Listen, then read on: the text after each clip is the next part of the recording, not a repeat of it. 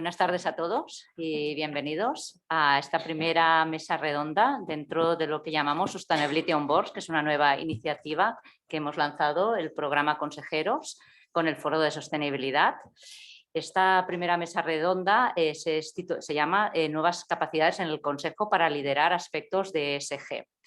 La iniciativa que empezamos a diseñar o a hablar de hacer esta iniciativa conjunta del programa Consejeros con el Foro, lo que hemos pensado es poder fomentar dentro de GECON, con el programa Consejeros, estas capacidades que tienen los consejeros actuales dentro de GECON, así como los concejables que también quieren abordar esta faceta.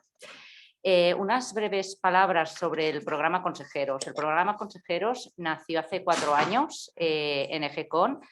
Tenemos unos 300 socios que forman parte del programa Consejeros. Es uno de los programas más activos y con gran atractivo dentro de EGECON, tanto por el número de socios como lo activos que son los socios cuando se unen al programa.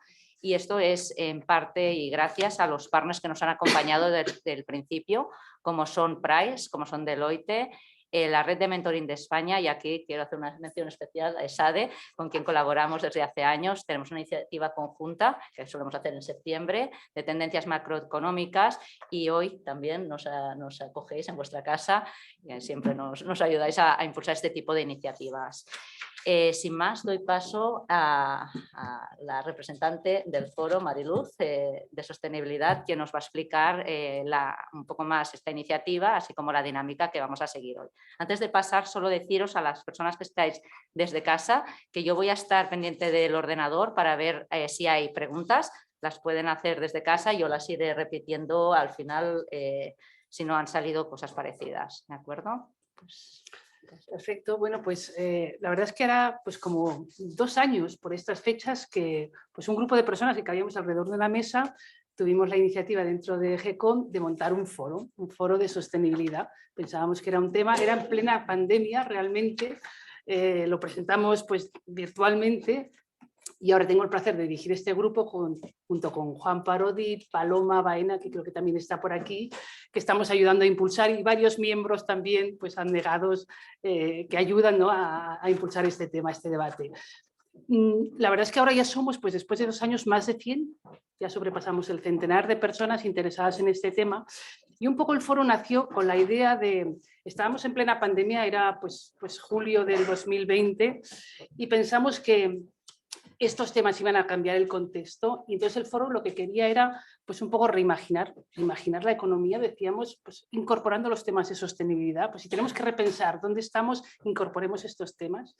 Queríamos también redefinir un poco la gobernanza, que decir, hace falta quizá otra G, cómo incorporábamos en esa gobernanza nueva hacer empresas más resilientes y por lo tanto que incorporaran estos temas.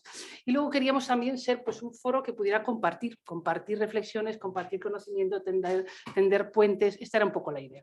Una de las primeras iniciativas en plena pandemia también, ahora ya nos parece otro mundo, pero Patricia lo sabe, fue montar una iniciativa que es la que hoy hacemos aquí, que era Sustainability on Boards, es decir, todos estos temas de sostenibilidad, de ESG, cómo se ven desde el Consejo.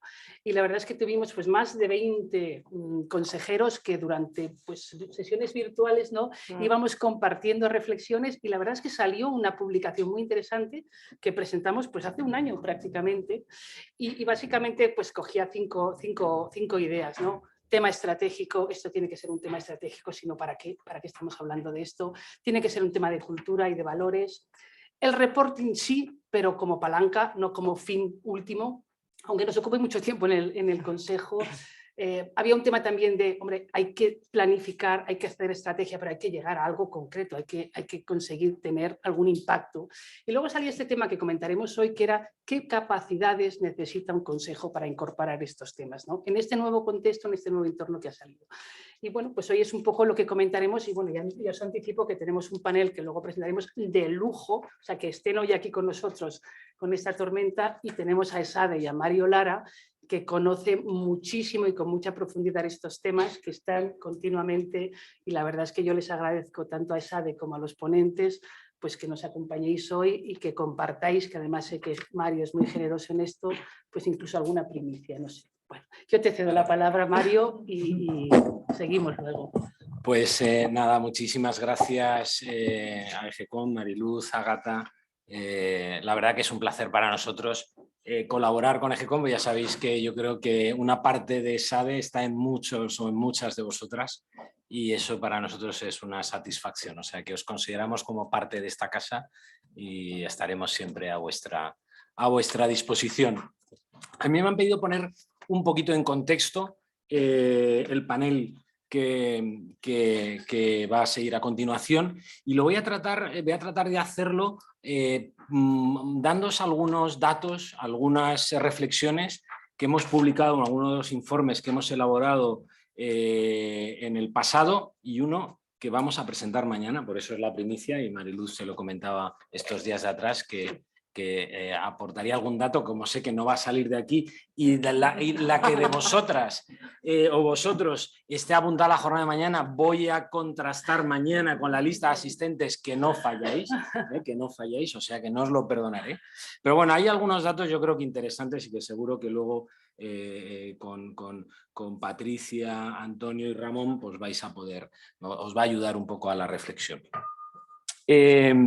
Voy a hacer mención a datos que hemos publicado en un estudio que fue en noviembre, las comisiones de sostenibilidad en las compañías cotizadas españolas, que publicamos en este caso desde el Centro de Gobierno Corporativo de SADE con Jorgensen, y uno que vamos a publicar mañana con datos que nos ha facilitado Diligent a nivel mundial y datos que hemos cogido de una base de datos de Refinitiv, que nos ha ayudado también a alcanzar algunas conclusiones. Básicamente el estudio que presentamos mañana y al que voy a hacer referencia ahora tiene que ver con lo que nosotros hemos denominado Environmental and Social Friendly Boards, ¿vale? El estudio en este caso lo que trata es un poco de correlacionar algunas variables de buen gobierno, de eficiencia de gobierno en estas 5.000 compañías en el mundo con su performance obtenido, ¿vale?, de los datos que nos ha aportado Refinitiv. Entre estos dos y algún otro dato que os daré, pues a ver si os ayuda al diálogo luego con este superpanel. Por un lado, algo que yo creo que ha salido publicado en muchos sitios, 2/3 partes de las comisiones de sostenibilidad que hoy hay en el IBEX, que es aproximadamente el 70%, han nacido después del 2018. Lo cual quiere decir que este es un ámbito que en la configuración de los consejos de administración es muy reciente. Es como una startup, ¿vale?, en esto del gobierno corporativo. Segundo dato que me gustaría aportaros, y este sí es del estudio de mañana. En esas 5.000 empresas que hemos analizado a nivel mundial, solamente el 12% de ellas, unas 600, bueno, exactamente 602, con los datos del 2021, tienen comisiones de sostenibilidad en sus consejos de administración. Lo cual quiere decir que tampoco hay tantas empresas en el mundo con comisiones de sostenibilidad. Es cierto que en esta muestra de 5.000 empresas, el peso que tiene la muestra americana, que son más del 50%, está condicionando mucho los resultados, pero en el fondo estamos mirando el mundo. Estamos mirando el mundo. Los países que más comisiones de sostenibilidad tienen. Estamos hablando de compañías no solamente del CAC 40, del IBEX 35, estamos hablando de compañías cotizadas de 50 países del mundo, donde hay grandes, medianas y pequeñas. Si aquí en España rascamos por debajo del IBEX, no hay tantas compañías, más bien muy poquitas compañías tienen comisiones de sostenibilidad. Países que más tienen, pues para mi sorpresa, yo no lo pensaba que era así, Italia, de la muestra que han aportado a esas 5.000 empresas, 2/3 tienen comisiones de sostenibilidad y Francia un 37%. Las que menos, Estados Unidos un 6%, Japón un 6%, España ahí en el medio. Tercer dato que me gustaría, las comisiones de sostenibilidad es algo nuevo, como he dicho, y bueno, han movido un poco las fichas en los modelos de organización de los consejos de administración. Y hay un reto brutal por delante de cómo es el juego entre comisión de sostenibilidad, fundamentalmente comisión de auditoría, pero también otras comisiones, riesgos, nombramientos y retribuciones. Ahí hay un tema, por resolver. Cuarto reflexión. No hay expertise en los consejos de administración, no hay expertise en materia de sostenibilidad. Lo hay al nivel de otros ámbitos, pero yo creo que no hay suficiente para la relevancia que está adquiriendo el ámbito de la sostenibilidad en el gobierno corporativo hoy en el mundo. Es una opinión muy personal, pero yo creo que esto es una buenísima noticia para este foro y es una buenísima noticia para los Executive Search Firms que hay representados en esta mesa. Creo que va a haber búsquedas cada vez mayor de consejeros y consejeras que tengan o aporten este expertise. Cuando hicimos este estudio en noviembre, les preguntamos a los miembros de comisiones de sostenibilidad, en este caso mayoritariamente del IBEX, que dónde se formaban para poder tener criterio. Al final a un consejero se le pide que tenga criterio para poder aportar a ese consejo y tomar la mejor decisión del mundo, ¿no? Y casi el 90% nos decían que básicamente era a través de los ejecutivos de la propia compañía. No sé si eso es suficiente para un consejero, lo dejo ahí. Un 70% nos decían que a través de los expertos externos que se traían al consejo. Más o menos la mitad habían asistido a algún seminario, alguna conferencia, algún curso, como el que tenemos en ESADE, que tenemos un programa de ESG para consejeros. Minuto de publicidad, Agata. No se ha notado, no se ha notado. No digo nada más. Quinto punto. Hace falta mucha formación alrededor de esta materia porque no es un tema sencillo y hay que además verlo en el contexto de lo que es el conjunto de la estrategia, los riesgos, etcétera, etcétera, que se tratan en un consejo, ¿no? Dato que mañana daremos y que saldrá publicado, tener una comisión de sostenibilidad está correlacionado de una manera significativa con tener un mejor performance medioambiental y social en estas 5.000 compañías, en las 600 que tienen comisiones de sostenibilidad, por supuesto. Luego, yo creo que ese es un dato. Académicamente nos cuestionamos si es antes el huevo que la gallina, quiero decir, y esto no está resuelto en el estudio, ni lo podemos resolver en el estudio. Las compañías que tienen mejor performance en aspectos medioambientales y sociales son las que crean la comisión de sostenibilidad, o aquellas compañías que han creado antes una comisión de sostenibilidad son las que hoy tienen. Esto el estudio no lo resuelve y probablemente pues, requerirá que gente como la que tenemos en ESADE vuelva a investigar sobre esto y ver aguas atrás qué pasó y si hoy explica algo en este sentido o no. Séptimo dato, son 10, o sea que estoy terminando. Aquí voy a hacer mención a un estudio que ha salido publicado hace poco por PwC con análisis de 1.600 y pico compañías respecto al Chief Sustainability Officer, ¿vale? También muy relevante, y aquí tampoco la respuesta la da el informe, si es antes el huevo que la gallina. Aquellas compañías que tienen un CSO en su organización, en su estructura, son las que mejor performance obtienen en Refinitiv también. Utilizan la base de datos, debe ser fácil o barata, por algún motivo la utilizamos todos, porque son el 98% de las compañías que califican A+ en Refinitiv tienen un CSO. Ahí lo dejo. Octavo punto que quería mencionaros, y aquí solamente yo creo las buenas noticias son para las mujeres, ¿no? Según un informe de Atrevia que se publicó en marzo del 21, es la comisión del Consejo mayoritariamente presidida por mujeres. Por algo será. En nuestro estudio, y mañana lo diremos, las mujeres aportan expertise, por ejemplo, en sostenibilidad, en otros ámbitos también, en aquellas compañías que luego obtienen mejor performance medioambiental y social. Luego, yo creo que ese es un dato muy interesante. La diversidad de género refuerza algunas competencias claves del Consejo de Administración hoy. Vosotros seguiros esforzando porque no pasa nada. No pasa nada.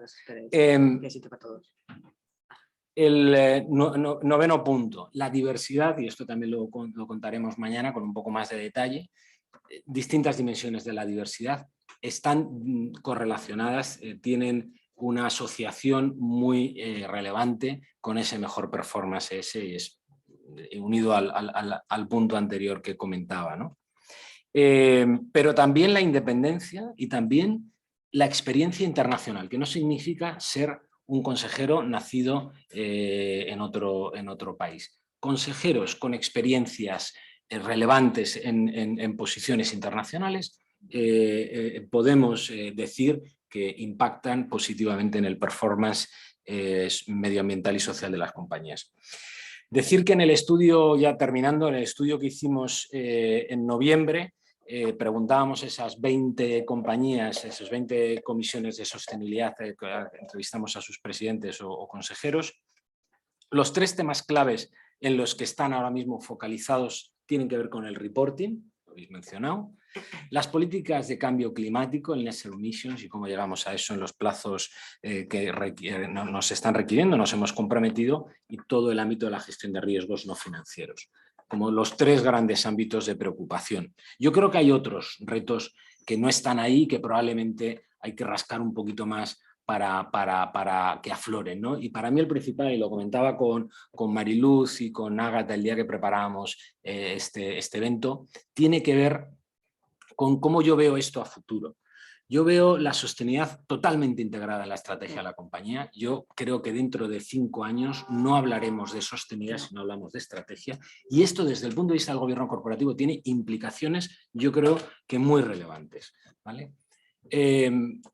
Me gustaría, esta ya es más mi expectativa, que en un plazo de tiempo no de largo plazo, o sea, no de corto plazo, sino en el largo plazo, las comisiones de sostenibilidad se integren en los consejos de administración con las comisiones de estrategia donde hubiere, porque es lo que tendrá sentido y es lo que permitirá a los distintos grupos de interés, especialmente a los inversores, realmente valorar hasta qué punto lo que se está publicando realmente está interiorizando, está en el ADN, en el core de la compañía.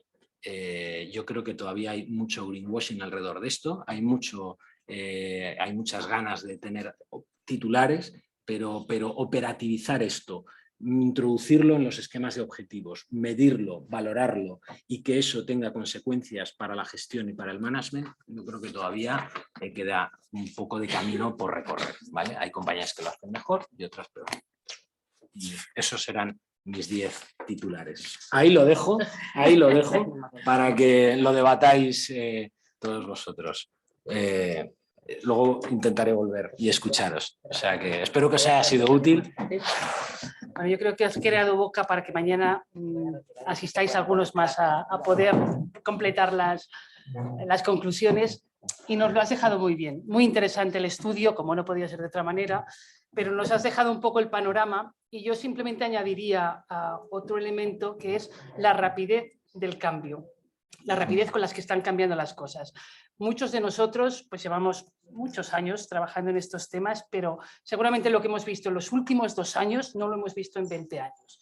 Y pues recogiendo algún estudio decía pues casi 2/3 de los consejeros ya están incorporando esto en la estrategia. Pero es que hace un año esto era 15 puntos menos, o sea, es la rapidez con la que esto evoluciona. Y lo mismo, las conversaciones con consejeros en algunos estudios incorporan los temas de riesgos, por supuesto, pero también los temas de riesgos ESG. Y lo mismo, en un año ha habido pues, un porcentaje de 10 puntos por encima. Incluso empieza a ver lo que nos decía Mario, de que esto tiene influencia en los resultados financieros. Y la verdad es que muchos consejos yo creo que están en la tesitura de que ya no son solo los inversores, son también los empleados, son también los clientes. La atracción del talento es una batalla importante y esto es un elemento que puede contribuir. Entonces, bueno, en este contexto que yo creo que estamos bien situados, pues tenemos un panel de lujo. Yo estoy ahora muy ancha, ¿queréis acercaros? Porque bueno, vamos a aprovechar el espacio que nos ha dejado. Bueno, pues lo que comento, tenemos un panel de lujo. un panel de lujo porque es muy difícil juntar 3 personas con el conocimiento que tienen, pero también con las responsabilidades juntas y que puedan compartir generosamente sus conclusiones. Os los presento rápidamente. Ramón Gómez de Olea es el director general de Russell Reynolds en España, pero es también miembro del Comité Ejecutivo Internacional, con lo cual viaja muchísimo. Entonces, que lo hayamos cogido hoy en Madrid es casualidad, o sea que aprovechémoslo bien. Es miembro pues, responsable pues, de las búsquedas de CEOs, de Executive Chair, de gobierno corporativo, tanto a nivel nacional como internacional, con lo cual yo creo que habrás hecho cientos y cientos de búsquedas y por lo tanto esa sensibilidad de Ramón, lo que pasa a nivel de consejo en grandes multinacionales a nivel internacional, pues va a ser muy relevante. Sé que actúas en Europa, en Estados Unidos, en América Latina, o sea que una experiencia muy, muy relevante.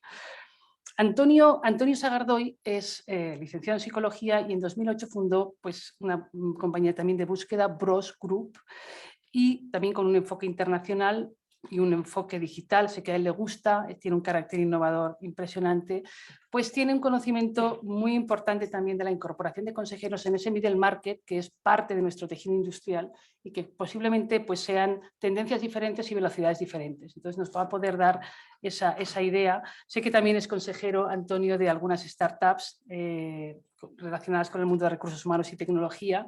Y la verdad es que yo buscaba, apareció uno de tus últimos artículos, lo terminabas con una pregunta que era ¿sostenibilidad, moda pasajera o nueva realidad? Y yo creo que después de esta charla podrás completarlo, ya podrás ver a qué conclusión llegas. Y luego tenemos a Patricia Urbez, es consejera independiente de Nagas, pero es directora general del sector público de Fujitsu en España y también miembro del comité ejecutivo de Fujitsu Iberia.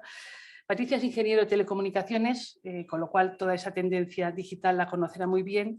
Tiene más de 25 años de experiencia pues, en sector público y trabajando con diferentes empresas. Es miembro de GECON, nos ha acompañado en Sustainability on Boards desde el principio y además sé que es activista en el tema es cofundadora de un think tank, Somos Mujeres Tecno, que luego si quieres nos comentas, y tiene pues esa especial sensibilidad por la cuestión de género. Entonces, como veis, un panel de lujo. La verdad es que yo creo que el Foro de Sostenibilidad y el programa Consejeras tenemos mucha suerte pues, de tener a esta gente con nosotros hoy. Entonces, vamos a escucharles porque realmente son ellos los que nos tienen que... Entonces, Ramón, yo voy a empezar contigo, que te tengo aquí al lado. Empecemos por lo general y luego iremos concretando, pero estos consejos que están viviendo, este entorno VUCA, que empieza la pandemia pero sigue la guerra, un entorno complicadísimo que no debe ser fácil pues, supervisar la estrategia, pero sin embargo en este último año hemos visto que estos temas de ESG entran en los consejos, ha sido el año que más propuestas de proxies ha habido en temas de ESG, que más se han aceptado y que además los inversores están demandando. Entonces, a mí me gustaría escuchar pues, tu opinión de cómo ves tú a los consejos equipados para luchar pues, contra esta incertidumbre, ¿no? este mundo incierto, y también cómo se incorporan estos temas de ESG pues, en esa estrategia, en esa predicción a largo plazo y qué capacidades están buscando los consejos. Danos un poco tu opinión con tu amplia experiencia. Pregunta bastante... Bueno. Mucha enjundia. Muchas gracias por invitarme. Perdona, gracias. Yo creo que está bien. Sí. ¿Me oís? Sí. Muchísimas gracias por invitarme a vosotros en la casa, en ESADE, pero con vosotros con EGECON. Yo os voy a dar visiones un poco generales, pero y algunas acaban siendo polémicas, pero a mí me gustaría lo que has preguntado es bastante amplio. Si la pregunta es ¿los consejos están capacitados? Punto. Question mark es no, en general. ¿Por qué? Pues porque el gobierno corporativo en España pues todavía está bastante inmaduro, tiene ciclos de madurez nominal y virtual que parece que lo hacen porque el regulador les impone, pero realmente no hay una disciplina o una homogeneidad en cómo se están dotando los consejos de capacidades. Esto es una noticia que parece mala, pero no es mala, porque es una buena oportunidad para que lo mejoremos en los próximos años, ¿no? El por qué, algunos consejos están muy bien dotados de capacidades y otros pues están menos. Algunos consejos creen en el gobierno corporativo, otros creen menos. No hay una correlación entre creer en el gobierno corporativo en este momento o jugar a ello y estar bien dotado, porque hay situaciones de herencias históricas donde hay consejos magníficamente bien dotados de perfiles muy competentes para asumir estos temas de buca que tú dices, ¿no?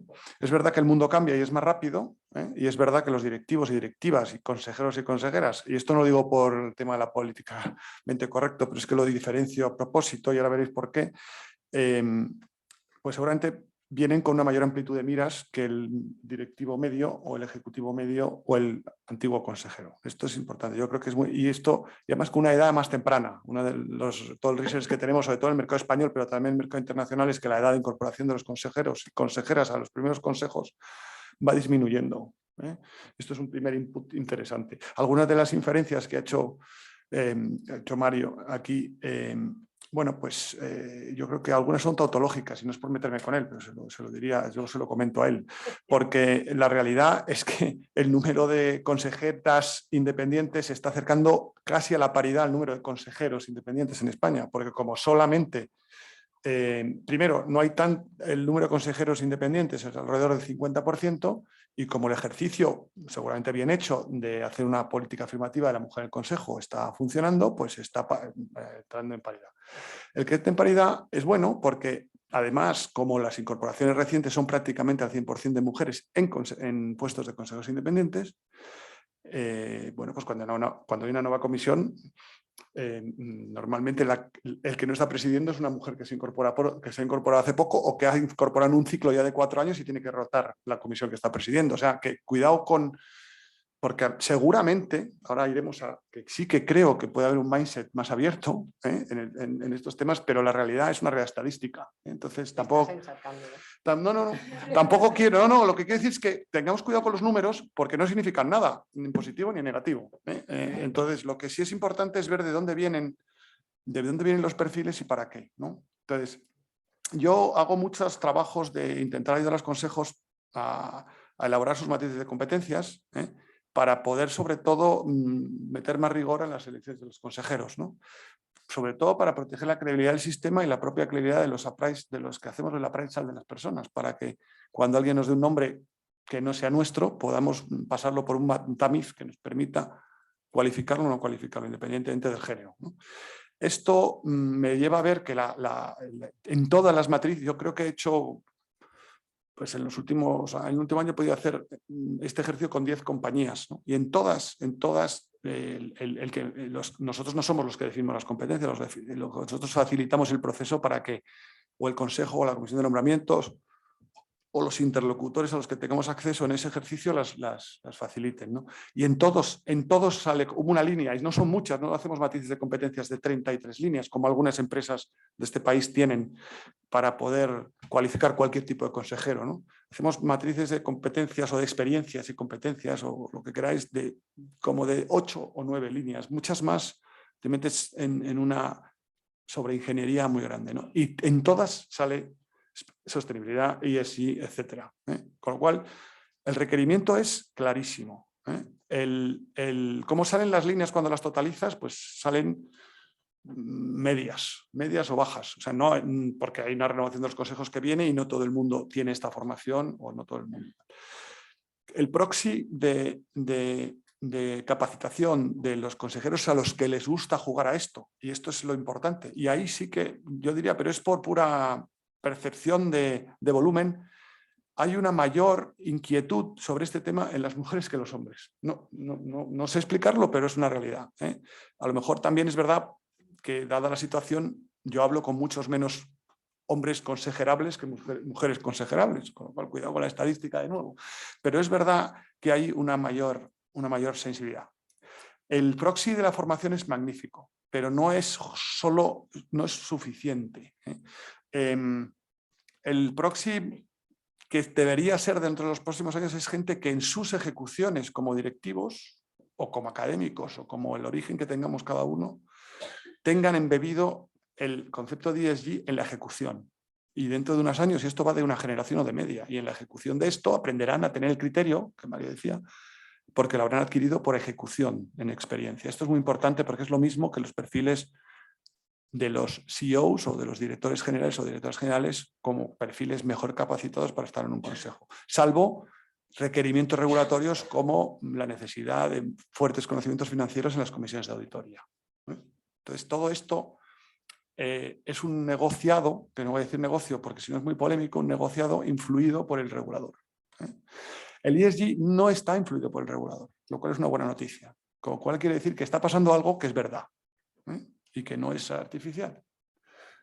Y os diré que para mí, a medida que los Chief Sustainability Officers, es decir, los ejecutivos o los CEOs o los directores de división o los directores de calidad o quien sea, o directoras que estén dedicándose a esto en las compañías, cuajen la ejecución del ESG, tendremos un pool de consejeros y consejeras para poder alimentar esta capacitación. En el interim hay que formarse, hay que ser curioso y hay que estar en el mercado.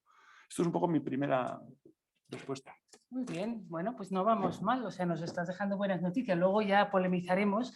La verdad es que supongo que tu visión está, bueno, pues, basada en esas grandes compañías, ¿no?, que tú ves, con las que hablas, que tienen una matriz de competencias y que nos dices que Son incorporan compañías la del IBEX, pero sobre todo del continuo, te diría yo. Vale. Es más, luego hablamos de eso. Hay Bien. una diferencia importante.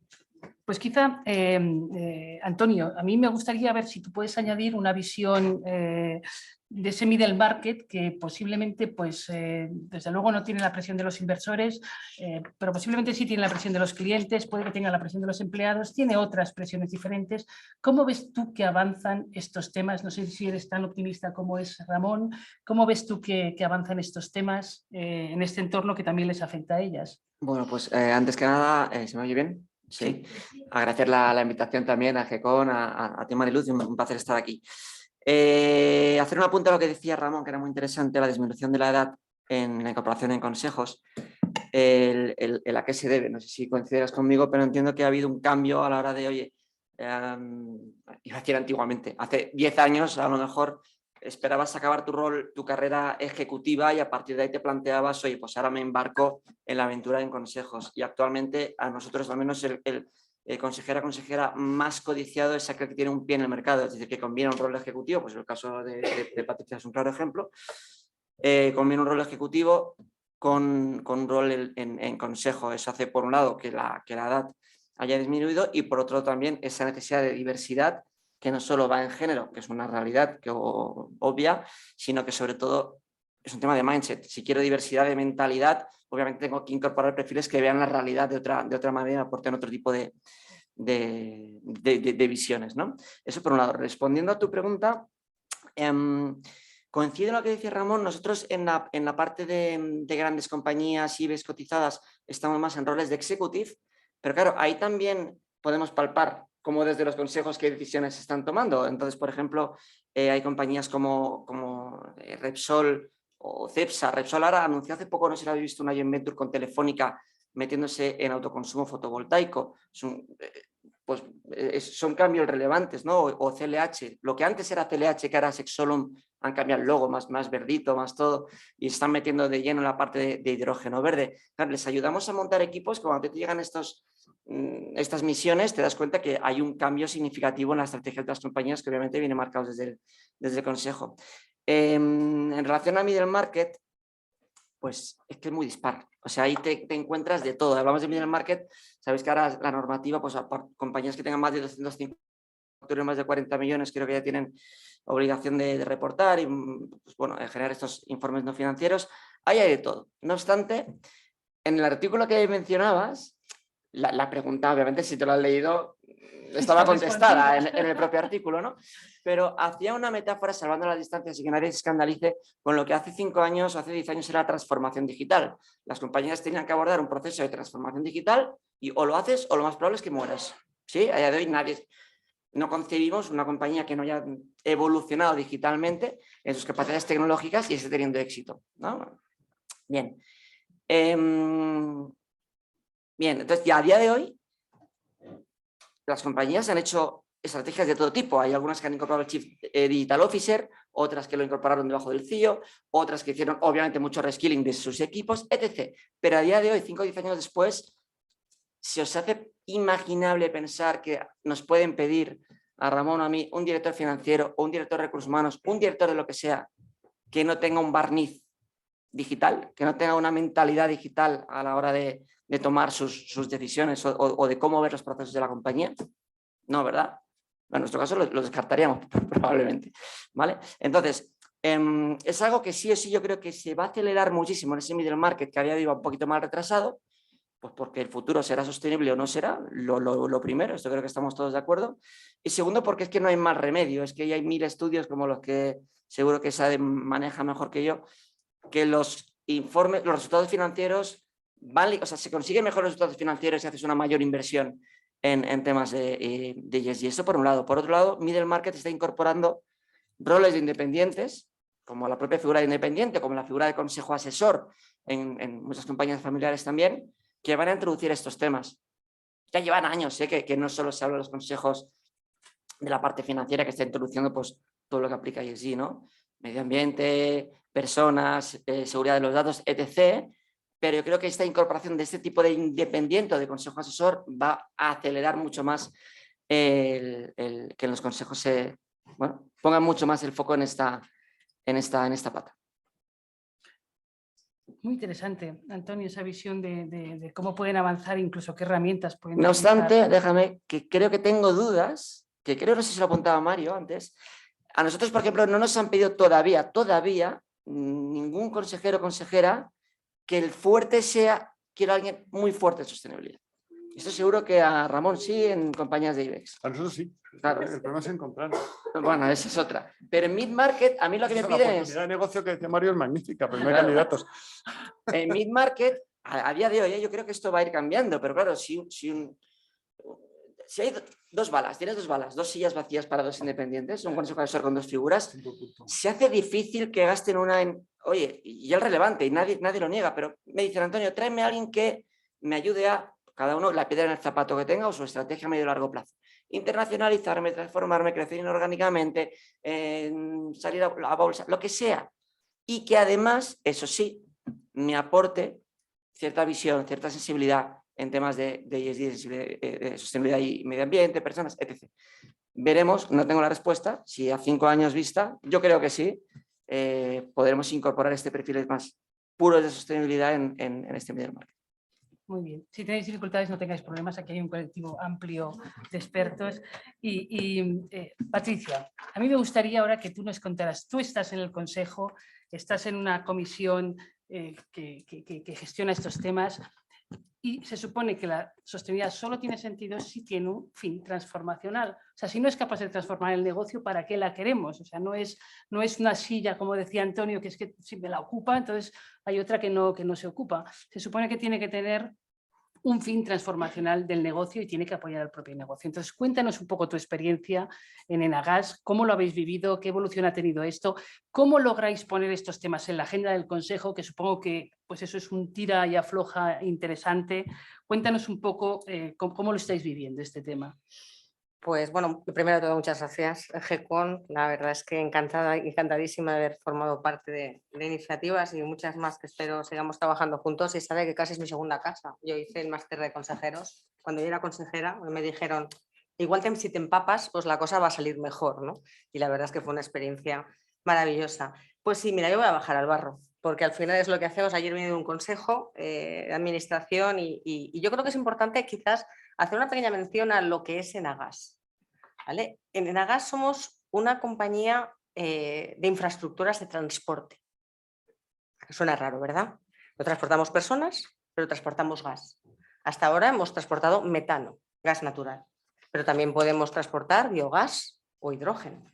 Hidrógeno azul, hidrógeno verde, hidrógeno gris e incluso amoníaco. Bien, para nosotros la sostenibilidad es muy fácil porque está inherentemente relacionada con nuestro negocio. En nuestro propósito, que además en la Junta General de Accionistas el 31 de marzo, pues el consejero delegado pues, compartió con la Junta, es doble. Por una parte, garantizar el suministro energético a España e Europa, y el segundo es contribuir a la descarbonización de España y de Europa. Es decir, Enagas tiene un papel absolutamente clave en lo que es la descarbonización de los territorios. Estáis al tanto del plan REPowerEU, que sienta las bases, un punto de inflexión en la nueva política energética de Europa, y en este plan, con un montón de acciones, lo que se pretende es que haya una mayor conectividad entre los Estados miembros Y también, con lo que nos ha pasado, nosotros garantizamos el suministro energético, ¿os acordáis el año pasado con el tema de Filomena? Lo pasamos tirando a mal, pero bueno, no falló el agua caliente en nuestras casas. Pudimos ducharnos todos los días, por lo menos que yo sepa, igual en algún reducto apartado pudieron tener algún tipo de derrama, pero no fue el caso en su mayoría. Y ahora, evidentemente, pues intentando desvincularnos en esa nueva política de lo que es el gas ruso. ¿Vale? En España tenemos mucha suerte porque tenemos una cantidad de infraestructuras muy alta para lo que es el transporte de gas. Tenemos pues, gasoductos, 2 con Portugal, que son principalmente de exportación, 2 con Francia, que hasta ahora neteaban, pero ahora realmente lo que estamos haciendo es pasar más gas hacia Francia y hemos incrementado un 135% en el último Q. Y luego tenemos evidentemente los que vienen de Argelia, el del Magreb, vía Marruecos, que ahora con la situación geopolítica, la geopolítica importantísima en el tema de sostenibilidad. O sea, eso otro palito que tenéis que poner en vuestra formación. Que ahora mismo pues, está en una situación, pues no está operativo, y el gasoducto de Medgas que va directamente desde Argelia, que hemos incrementado con un 4.0 compresor, estamos en 10 y pico BCM, con lo cual se ha incrementado pues bastante. Vale, en España no tenemos esa dependencia del gas ruso. O sea, nosotros importamos, en este último Q hemos importado un 30 y tantos, 37% creo de Estados Unidos, un 26% ha sido de Argelia, un 14% de Nigeria y un 20 y tantos % de resto. El año pasado, en todo el año, teníamos un 5,8% de importación de gas ruso. Eso es muy poco. En Italia tienen el 50 aproximadamente, 48, 51, no sé muy bien cómo va, pero están por ahí. Entonces, nuestro papel es clave en la sostenibilidad, porque la primera sostenibilidad es la económica. O sea, la primera sostenibilidad energética ayuda a poder ser sostenible económicamente y, por lo tanto, seguir avanzando. Y la segunda patita, que es lo que decía de nuestro propósito, es la ayuda a la descarbonización. Lógicamente, nosotros tenemos que, ya en lo que es la parte de la actividad regulada, lo que es la parte de los gasoductos, que tenemos más de 12.000 kilómetros en toda España, tenemos que habilitarlos, tenemos que hacer esa paridad para que no solamente transporten el gas, que ya per se es una molécula menos pesada que el crudo, con lo cual estamos contribuyendo a la descarbonización, mejor gas que carbón, mejor gas que petróleo, ¿vale? Pero adicionalmente que sean compatibles con el hidrógeno.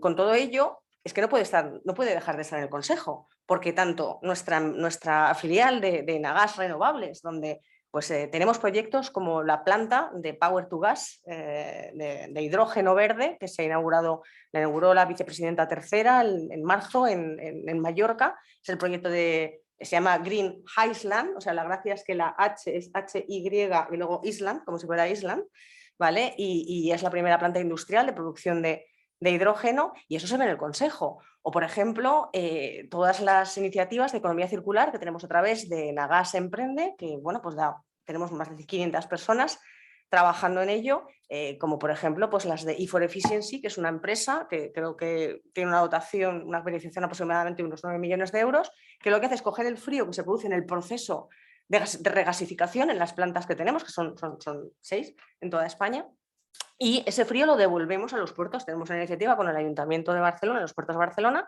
y Veolia, pues para que ese frío, para aplicarlo a la gestión alimentaria, a la conservación de la cadena de suministro, pues sea gratuito. Y eso es economía circular y eso llega al Consejo. Entonces, para mí hay un punto importante que es la diferencia entre tener sostenibilidad en el Consejo o un Consejo sostenible. Y es una gran diferencia. Cuando nosotros tratamos temas de sostenibilidad, tenemos la sostenibilidad en el Consejo y eso pasa todos los días. En todos los consejos de Enagás tratamos temas porque además tenemos que aprobar inversiones, entrada de fondos, ahora hay un par de operaciones en marcha, pues iniciativas como la que estamos haciendo con Ilunion de última milla a través de la empresa Leuvo, que hacemos la distribución conjuntamente con el Corte Inglés. Todo eso se aprueba en el Consejo, pero además el Consejo tiene que ser sostenible y de eso si quieres hablamos luego. Muy bien, muy bien. Dejas temas para, bueno, animaros luego para las preguntas. Que si no hablo demasiado, tú córtame, ¿eh? Bien, ya lo bien. sabes.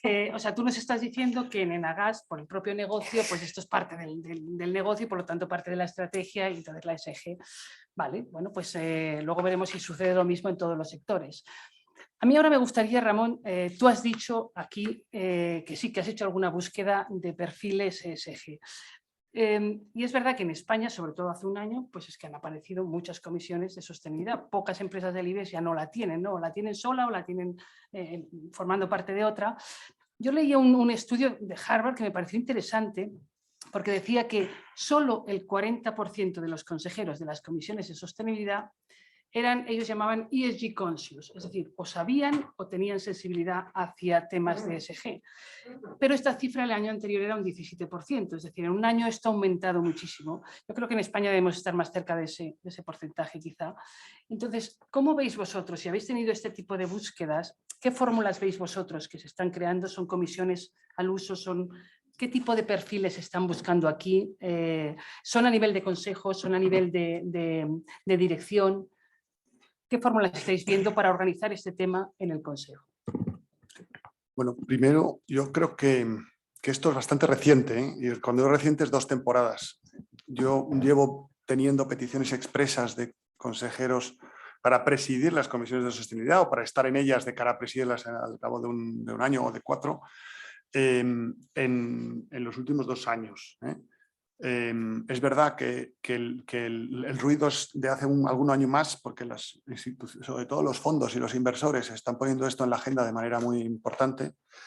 A mí me gustaría decir que nosotros también tenemos unos cuantos estudios. Yo he traído datos de uno y es muy curioso porque a nivel internacional la percepción sobre por qué la gente, por qué los consejeros, por qué los primeros ejecutivos tiran adelante con los temas de sostenibilidad es en el 40% de los casos por brand management y en el 20% de los casos por impact reduction. El tema de Enagás es un privilegio estar en Enagás, porque es que están en la cabecera de esto, tiene una oportunidad brutal. Este país, no Enagás, este país a través de Enagás y de Red Eléctrica y de los actores que tenemos y los ingenieros, de los cuales me cuento, tiene una oportunidad brutal de oro para liderar esto en Europa, pero de oro, porque tenemos la oportunidad de alimentar a Europa de gas durante los próximos 25 años, no 5, porque la transición energética no va a durar 5 años, va a durar infinito número de años, ¿no? Entonces, dicho esto, y en Value Creation un 15%, y en evitación de riesgos un 20%. Entonces, cuidado porque la agenda la dirigen cosas que no son románticas, ¿no? A veces, ¿no? Son fundamentalmente, y sobre todo en los fondos de inversión yo te diría que menos, ¿no? Que fundamentalmente lo que quieren los fondos de inversión es ganar dinero. Y si ganar dinero va de no tener yo no sé exactamente dónde vendrá, pero si va de no tener un riesgo o va a no ser que se han vuelto súper altruistas los miembros del private equity, pues yo creo que estamos hablando de cosas que hay que tener cuidado con ellas, ¿no? Pero dicho esto, es una cosa de 2 años o 3 años a efectos de las búsquedas nuestras. Es muy difícil encontrar los candidatos. El consciousness, o sea, la conciencia de los miembros de las comisiones de sostenibilidad sobre esto, yo creo que va aumentando a medida que se van reforzando con nuevos consejeros, nuevas consejeras, porque es que los consejos independientes realmente son gente seria, entonces se estudian, en general, se estudian las cosas, ¿no? Entonces, pues se van a cursos, se enteran, se hablan con directivos de la compañía, que el mundo ingenieril español es tremendamente medioambientalista, ¿eh? Yo creo que España tiene una ventaja cultural en que los ingenieros españoles son muy medioambientalistas. Yo tengo muchos en mi familia, tengo 2 hijas y son un poco más que medioambientalistas, son casi ecologistas, ¿no? Entonces, yo creo que esto es una cosa de España curiosa, que no sé si pasa en el resto del mundo, pero en las compañías, en el ejercicio de la hay un ejercicio tremendamente avanzado. Entonces, el poder beber de esas fuentes, que antes alguien lo ha dicho, ¿no? Que beben de las fuentes de los directivos, es fundamental, porque se hacen muchísimas cosas, ¿no? Y luego los países con una cierta conciencia social, que también España la tiene, suelen tener el punto también social, ¿no? Dicho esto, el ESG como palabra es una palabra bastante complicada, porque normalmente el proxy, hay muchos proxies. Es verdad que volviendo a la analogía de antes, de que cuando tengamos muy buenos CEOs o muy buenos directores de funciones, e incluso de la propia función de medio ambiente, de sustainability, tendremos muy buen caldo de cultivo para los futuros consejos. Esto es una noticia positiva porque en vez de conscious serán experts, ¿no? Entonces, lo importante es que sean expertos. El consciousness yo creo que avanza porque la gente está muy consciente de esta situación. Pero para mí lo importante son los proxies, es decir, ¿dónde buscamos? Buscamos en los mismos proxies que está buscando la función de Chief Sustainability Officer a nivel internacional. Ha pasado de ser función alimentada por gente que sabía de regulación y de legal a función alimentada por gente que sabe de finanzas, fundamentalmente, marketing, brand management, ahí lo tenéis, estrategia y operaciones y supply chain, fundamental, porque lo has dicho tú, es que otra de las ventajas de Enagás es que es una empresa de supply chain, es que la sostenibilidad y el supply chain son súper relevantes, la correlación, es decir, supply chain, ¿por qué hoy la gente se está fijando en sostenibilidad? Porque hay una bomba en supply chain en el mundo, tenemos una crisis de cadena de suministro monumental, entonces hay que mirar un poquito más abajo de lo glamour de las cosas e irse a los basics, y los basics son los basics industriales o operativos de toda la vida. Entonces, ahí es donde estamos intentando mirar para aproximar perfiles. Sector público. Sector público tiene una mayor exposición a todos estos temas, pues porque la tiene. Entonces, el caso de Patricia es por vocación, porque también lo ve y viene el sector tecnológico, que también ha tenido una cierta pionerización en el tema de la sostenibilidad, porque las compañías forradas del mundo han sido tecnológicas en los últimos 10 años. Y estos son los proxies. Hay otros proxies que son sectoriales. Evidentemente, la gente que viene del sector energético está muy expuesta al tema de transición energética, cambio climático y sostenibilidad. La gente que viene del sector financiero, en el mundo de inversor, está ahora tremendamente ágil con esto. Tienen informes constantes que se están... Bueno, yo esta mañana le he dicho a mi secretaria para preparar esto, sácame los 3 últimos, pero es que tengo 33. O sea, nuestra empresa está en esto con una verborrea positiva de generación de análisis y de datos monumental. Y nosotros decidimos entrar en sostenibilidad hace 10 años, no hace 3. Con lo cual... y creo que tenemos un cierto liderazgo a nivel internacional en esto. Por ejemplo, somos los que coordinamos, mi presidente hace 2 años, el anterior, que el nuevo lo hemos cambiado recientemente por término de mandato, fue el que coordinó la Mesa de Sostenibilidad de Naciones Unidas, el United Nations Global Compact, en el año 20, el 20 aniversario. Hemos hablado desde hace ya una serie de años del Sustainability CEO. Es decir, volviendo a eso, no es un tema funcional, es un tema conceptual, ¿no? Entonces, bueno, podéis, si entráis, en esto no es propaganda, pero si queréis información, ahí están todos colgados en la web. O sea que... Perdona, disculpa. Yo creo que será muy interesante compartir toda esta información entre todos nosotros porque estamos muy interesados todos, por supuesto. Antonio, mencionaba Ramón el tema de proxies, pero claro, eso no aplica a otro tipo de empresas, ¿no? Pero bueno, sí les aplica la regulación, tú comentabas, ya tienen que reportar por encima de 250 empleados, o sea, ya les aplica la regulación y posiblemente pues les aplique lo que le piden los clientes, lo que le pide el mercado. Pero ¿qué retos ves tú? ¿Ves tú esta visión más bien optimista? ¿Cómo la ves tú de nuevo en ese middle market? Y tú has mencionado antes los consejos asesores. ¿Qué fórmulas podrían dotarse?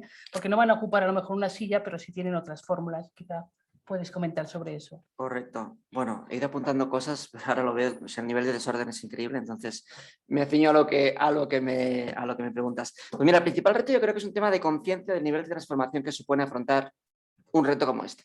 O sea, igual que antes me hablaba de la transformación digital y todo el mundo estará de acuerdo que no se resuelve implantando tecnología, que a veces que haces una entrevista, ¿no? Un CEO, oye, ¿qué implantamos? O sea, mal. Pues si empezamos por ahí mal, porque lo que menos tiene que ver cualquier tipo de transformación tiene que ver tiene que ver más con el mindset y cómo cambias la organización. Y el consejo tiene que ser consciente de qué cambios. Primero, ¿qué reskilling tienen que hacer los propios miembros del consejo? Que eso daría para otro foro, entender si el consejo, cuando llegas a consejero, es el punto de llegada y no el punto de salida respecto a cómo tienes que estar informando y formando con la velocidad a la que cambia absolutamente todo, ¿vale?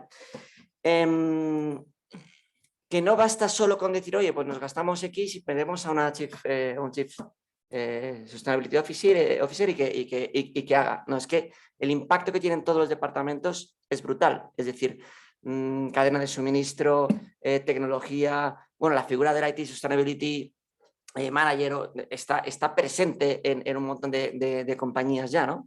Inditex la tiene, Nestlé la tiene, bueno, hay muchas compañías que están incorporando este tipo de figuras. ¿Cómo involucras al departamento de marketing? En Nestlé, hablando de Nestlé, es increíble.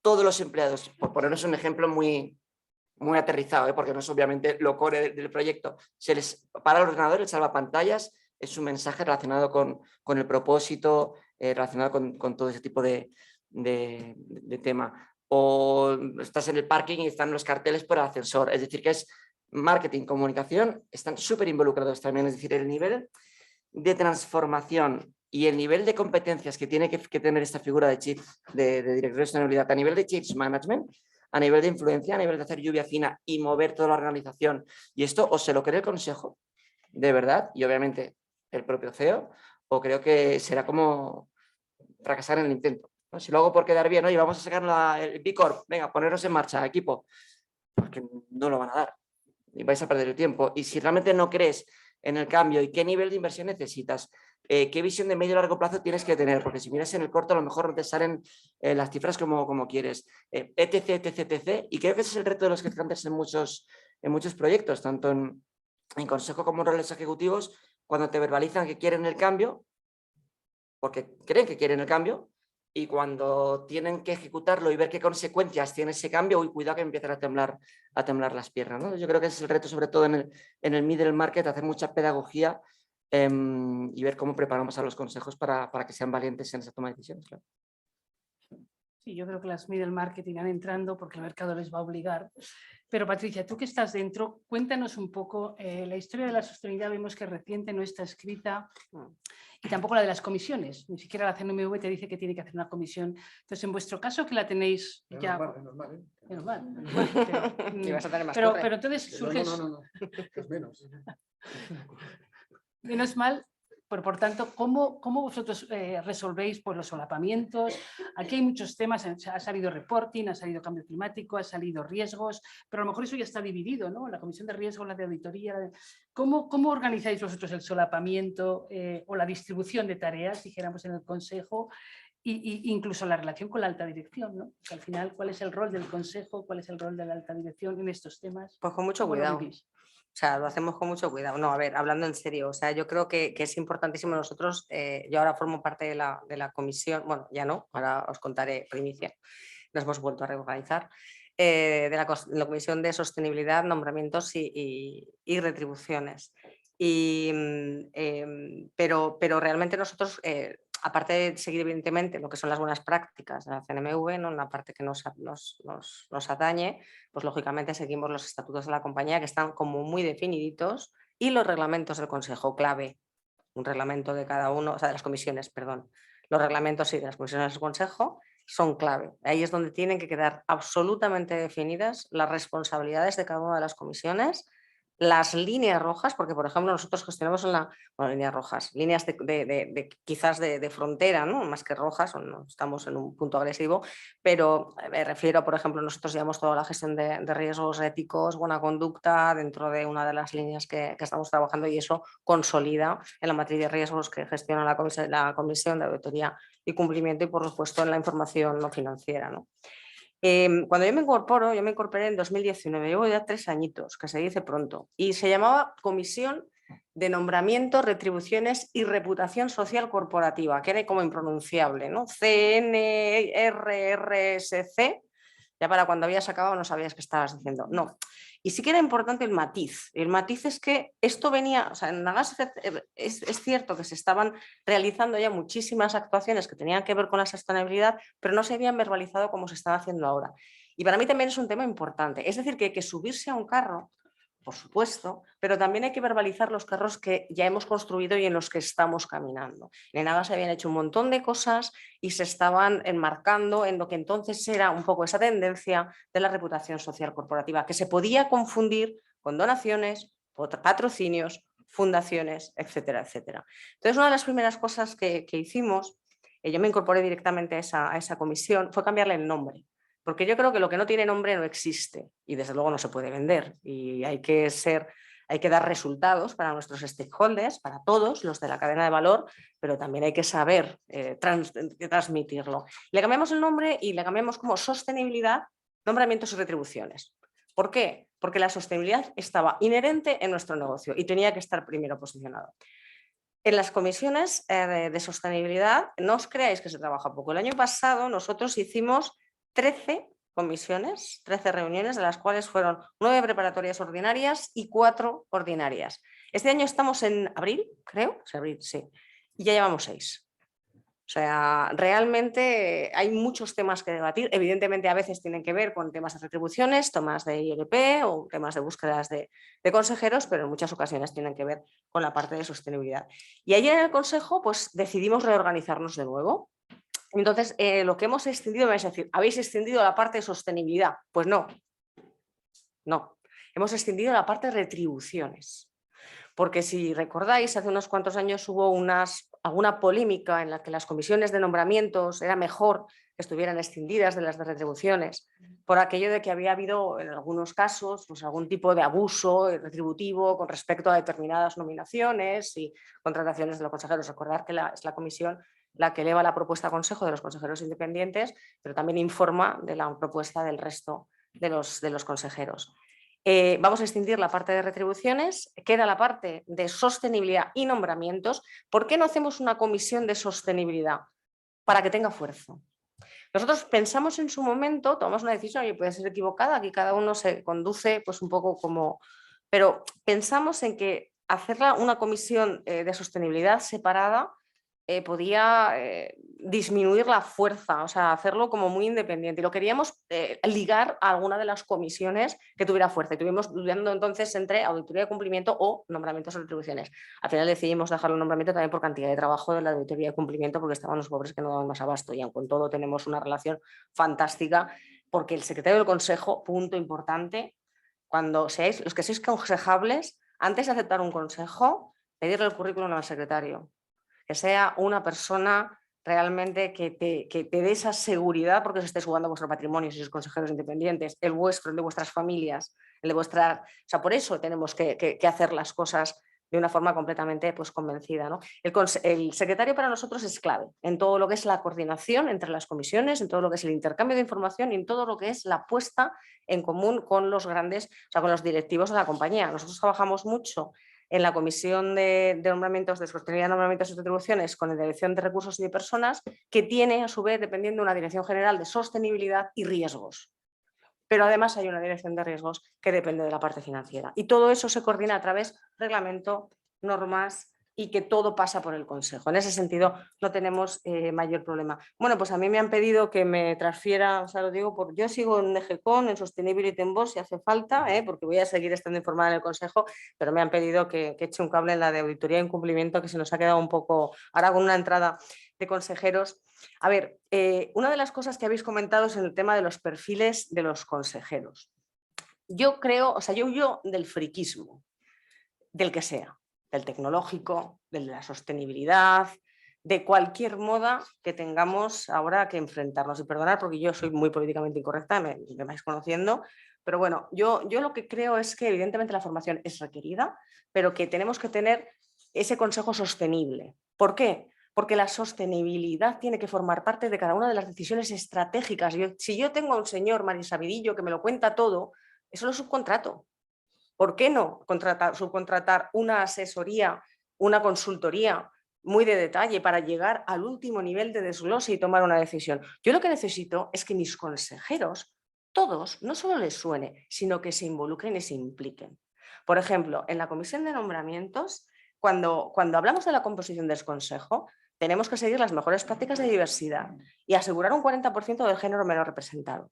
Cuando hablamos de la selección de profesionales, tenemos, y así lo hemos hecho en la renovación del Consejo que se ha votado a confianza ahora en marzo de este año, hemos introducido perfiles que también son hombres, digo para los que no perdáis no perdáis la esperanza que hay hombres también. De hecho hay hombres y además internacionales de verdad, porque hay un compañero que es David Sandalow, que es un profesor en la Universidad de Columbia y antiguo subsecretario de Estado del gobierno de Estados Unidos, no sé qué deciros, no sé deciros exactamente la legislatura, pero que viene del mundo de la energía y que efectivamente tiene ese conocimiento, pero sobre todo lo que tiene es mucho conocimiento de empresa y mucho conocimiento de las tendencias geopolíticas y de la situación en Estados Unidos, país en el que Gas tiene una inversión muy significativa.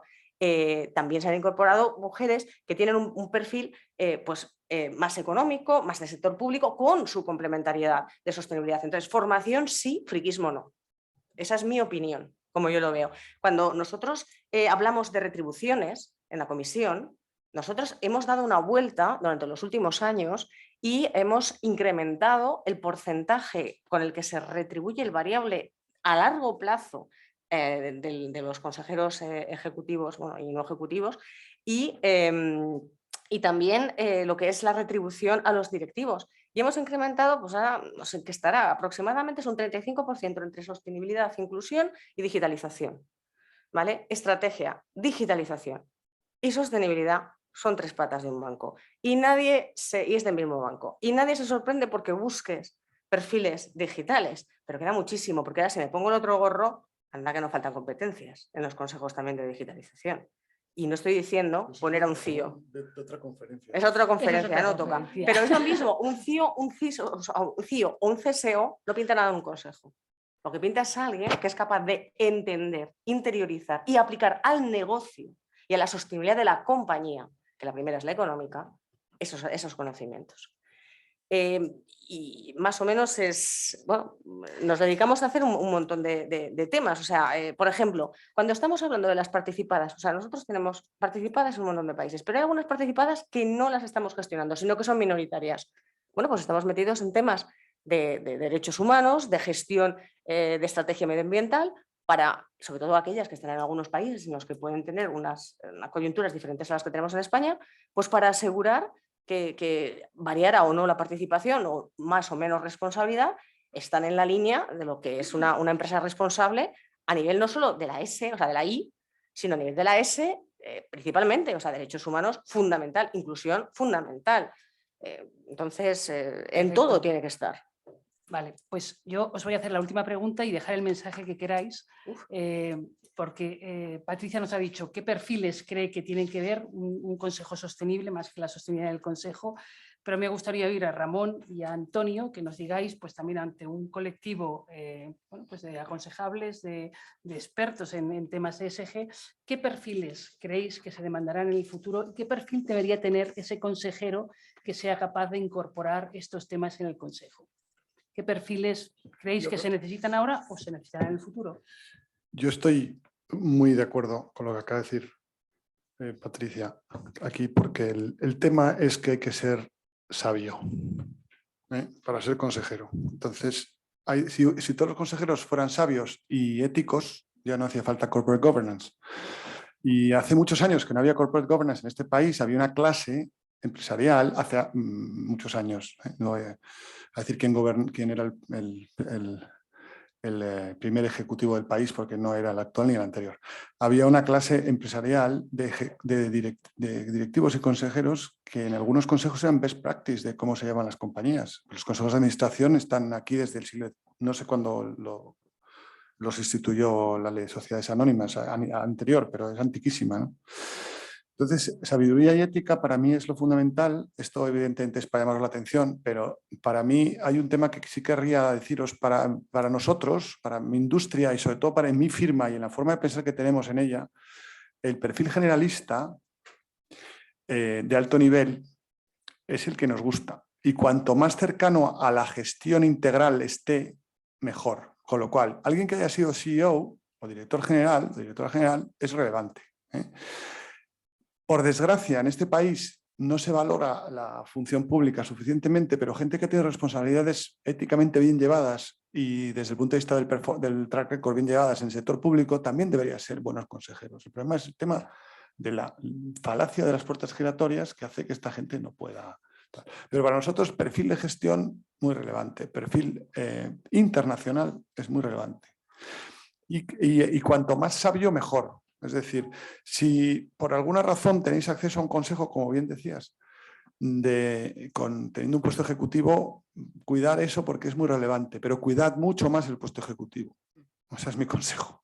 Si tenéis 50 años y os quedáis en una situación de cambio donde os tenéis un puesto ejecutivo y os dan un consejo y de repente os quedáis sin puesto ejecutivo, la tendencia, tal y como está el mercado ahora, es que os inunden con situaciones de consejo. Y para mí eso es un error. Porque con 50 años hay que estar en puestos ejecutivos. Esto es mi opinión. Si tienes un consejo, mejor. Pero con 58, pues igual ya puedes estar menos en ellos. Pero esto está provocando unas distorsiones brutales en el mercado de los ejecutivos, una injusticia absoluta con los altos directivos y directivas en cuanto al seniority, porque parece ser que ya no puedes ser ejecutivo con 60 años. Y esto está todo interconectado. Está interconectado que los ejecutivos no pueden ser ejecutivos con 60 años y está interconectado que en este momento, por un tema que es evidente que estaba en la propia recomendación de una paridad o de aumento de la presencia femenina en los consejos, pues estamos perdiendo oportunidades de que personas muy preparadas con 50 años dejen de tener ese último golpe de preparación, que son de los 50 a los 60. Fijaros vosotros, o sea, fijaros en los jefes que habéis tenido o en vuestra vida profesional, o los que hayáis llegado a dejar vuestro puesto ejecutivo con 60 años, ¿cómo cambiasteis de los 50 a los 60 años? Desde el punto de vista ejecutivo es brutal. Sacar consejeros a 50 años, en mi opinión, es peligrosísimo. Esto es lo que os quiero dejar como mensaje. Intentar que no os echen de vuestro trabajo e intentar buscar la siguiente ronda de aprendizaje de sabiduría que te da un puesto de un señor de 50 y tantos años en un puesto relevante, o señora. Pues Antonio, tus últimas palabras también de ese perfil, de ese consejo que darías tú pues, para ser un buen consejero que además sea capaz de incorporar estos temas. Yo estoy en buena parte muy de acuerdo con Ramón. Yo creo que hay demasiada ansia por ser consejero hoy en día. Me entrevisto mucho directivo y directiva que se preocupa por querer incorporarse a consejos. Yo creo que la paciencia es una buena compañera de viaje. Yo creo que priorizar el consolidar una carrera ejecutiva de éxito primero, mucho mejor. Que puedes combinar, que te será una oportunidad, fenomenal. Elige bien qué consejo, obviamente, porque a nivel de personal branding te puede fastidiar bastante, ¿de acuerdo? Y a partir de ahí, a nivel de soft skills, pues, lo que todos sabemos, yo creo que es más importante realizar las preguntas adecuadas, que cambian las respuestas, llegar a consensos, bueno, ese tipo de habilidades, ¿no? Y yo creo que por ahí tienen que ir los tiros. Yo sí que recomendaría que si no has llegado a ser número uno, que ahí sí que coincido plenamente con Ramón, de hecho nuestro pool de talento, el 90% son gente que ha llegado a un rol de CEO, ¿vale? Si no, independientemente de que haya sido número uno o no, yo sí que os animaría a los que queréis entrar en consejos a afinar bien vuestra propuesta de valor. Es decir, oye, yo puedo aportar valor como consejero por mi trayectoria, por mis habilidades en cualquier compañía. Bien, te lo compro. Pero a partir de aquí, ¿en qué tipo de compañía, en qué momento de madurez de compañía, en qué reto estratégico de qué compañía puede aportar más valor? ¿Puedo aportar más valor en familiares que estén en proceso de profesionalización del consejo y estén en un proceso de internacionalización, más en cotizadas que tengan X reto por delante, más colaborar con private equities para participar de private equities que tengan que hacer un turnaround financiero muy agresivo? ¿Dónde me puedo diferenciar un extra de cualquier otro perfil en el caso que hayáis decidido que queréis dar ese paso a un rol no ejecutivo? Bueno, yo os invitaría a que sigáis el coloquio hasta que ellos se vayan, o sea, que no los dejéis, ya que estáis aquí, pues seguir, porque el coloquio da para mucho de sí, pero bueno, tenemos 80 personas conectadas online y tenemos que ser respetuosos. Yo os agradezco muchísimo la presencia y dejo a Agata pues que comente lo que han dicho y que cierre. Hay, la verdad, pocas preguntas normalmente. Yo estaba esperando, porque suelen haber muchas, yo creo. Bueno, sobre todo os están, no sé si ahora sí tendréis, pero voy a leer una que hay aquí. Lo que os están agradeciendo es a vosotros por estar hoy aquí. Todo un lujo de estos ponentes, todo el conocimiento y experiencia que acumulan. Una de los verbatins que están diciendo. La única pregunta que os lanzo, que es para Ramón y Antonio, es cómo se hace el filtrado de los perfiles en términos de sostenibilidad y digitales en los ejecutivos cuando se les entrevista para puestos de consejo. No sé si esto se puede explicar muy brevemente. Empieza tú. En unos segundos. Así lo preparo yo.